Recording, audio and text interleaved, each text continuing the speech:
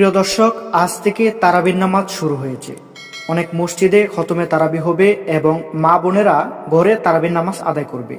তো অনেকের মধ্যে একটি প্রশ্ন আমাদের মধ্যে এসেছে, সেটি হচ্ছে যে তারাবির নামাজ 20 রাকাত পড়ি কিংবা 8 রাকাত পড়ি, তারাবির নামাজ পড়ার সঠিক নিয়ম কি, কিভাবে তারাবির নামাজ আদায় করব। তা আজকের ভিডিওতে সে বিষয়টি জানানোর চেষ্টা করব, তাই ভিডিওটি সম্পূর্ণ দেখুন। প্রিয় দর্শক, প্রথমেই শুরু করি তারাবির নামাজের নিয়ত থেকে। তারাবি সহ যে কোনো নামাজের জন্য আরবিতে নিয়ত করা জরুরি নয়, চাইলে বাংলা, আরবি এবং যে কোনো ভাষায় নিয়ত করা যেতে পারে।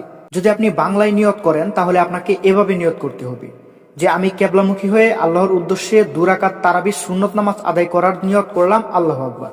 তো এটা গেল আপনারা কিভাবে তারাবির নামাজের নিয়ত করবেন।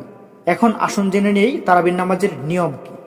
তারাবির নামাজের নিয়ম অন্যান্য নামাজের ন্যায় একাকী কিংবা জামাতে 2 রাকাত করে 20 রাকাত আদায় করা হবে।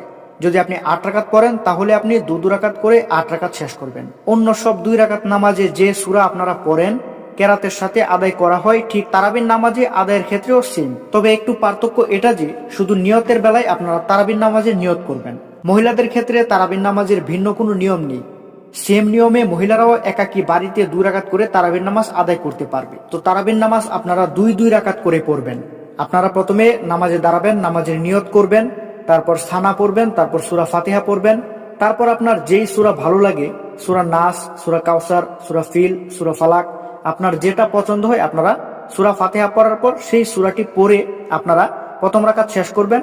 তারপর দ্বিতীয় রাকাতেও সেম ভাবেই আপনারা দ্বিতীয় রাকাত শেষ করবেন। এভাবে 2 রাকাত করে আপনারা 8 রাকাত পড়েন কিংবা 12 রাকাত পড়েন, আপনারা আপনাদের তারাবির নামাজ পড়া শেষ করবেন। তো প্রিয় দর্শক, আপনারা এভাবে তারাবির নামাজ আদায় করবেন। তো এই ছিল তারাবির নামাজ পড়ার সহি শুদ্ধ নিয়ম। আপনারা এভাবেই তারাবির নামাজ আদায় করবেন। তো প্রিয় দর্শক, আশা করছি আপনাদের সবাইকে বিষয়টি বোঝাতে পেরেছি এবং আপনারা অবশ্যই শিখতে পেরেছেন যে তারাবির নামাজ আপনারা কিভাবে আদায় করবেন।